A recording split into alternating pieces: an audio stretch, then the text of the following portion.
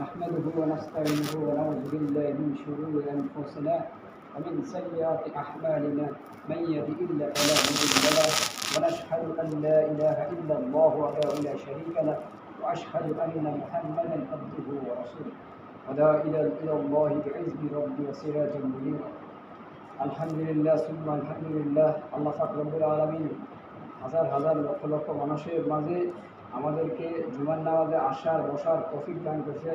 কালিমাত শুকর আদায় করি, বলি আলহামদুলিল্লাহ আলহামদুলিল্লাহ আলহামদুলিল্লাহ। মাহে রমজান মাস, পবিত্র মাস, লাইলাতুল কদরের মাস, কোরআন নাজিলের মাস। আল্লাহ পাক রব্বুল আলামিন এই দিনে এমন একটি রাত রেখেছে, সেই রাত হচ্ছে লাইলাতুল কদর। লাইলাতুল কদরের রাতে আপনি যদি ইবাদত করেন তো আল্লাহ পাক রব্বুল আলামিন আপনার আমল নামাতে 83 বছরের ইবাদতের সওয়াব দিবে। সুবহানাল্লাহ। আল্লাহ পাক বলছেন যে হে মুত্তাকিনরা, হে যারা ঈমান আনছো তাদেরকে বলি তোমরা ভয় করার মতো ভয় করো। ইত্তাকুল্লাহ, আল্লাহকে ভয় করো। ইয়া আইয়ুহাল্লাযীনা আমানু ইত্তাকুল্লাহ। আল্লাহ পাক স্পষ্ট এই কথাগুলা আগে জানাই দিয়েছেন। আল্লাহ আগে জানাবার অর্থ হচ্ছে যে আল্লাহ তার বান্দাকে সতর্ক করতেছেন। আল্লাহ চায় তার বান্দা জান্নাতে প্রবেশ করে।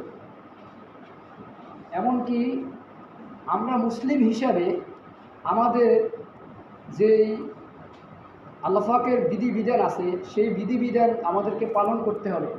আল্লাহর কাছে জবাবদিহি আমাদেরকে করতেই হবে। মৃত্যু আপনার অনিবার্য।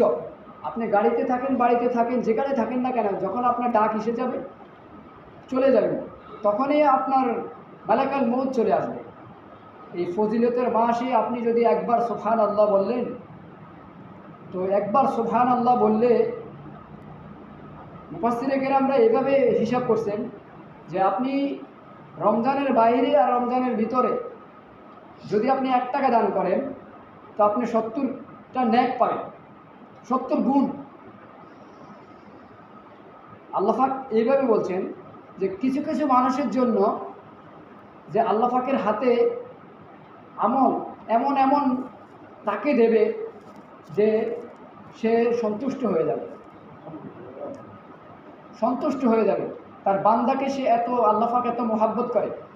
বলা হয়েছে আসরের নামাজের পরে মাগরিবের আগে এই মুখে যে দুর্গন্ধ আসে বা মুখের যে লালা আসে, সেই লালা রোজদারের, সেই লালা আল্লাহ পাকের কাছে মেশক আম্বরের মতো।